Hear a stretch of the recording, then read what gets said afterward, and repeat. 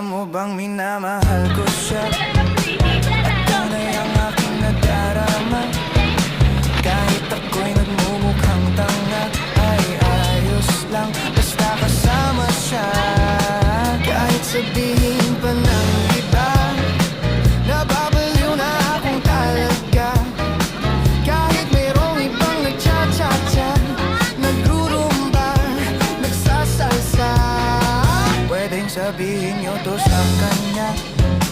Ang puso ko'y nahihirapan na. Ano pa ba ang pwede kong gawin na uubra upang maakit siya? Palagay kaya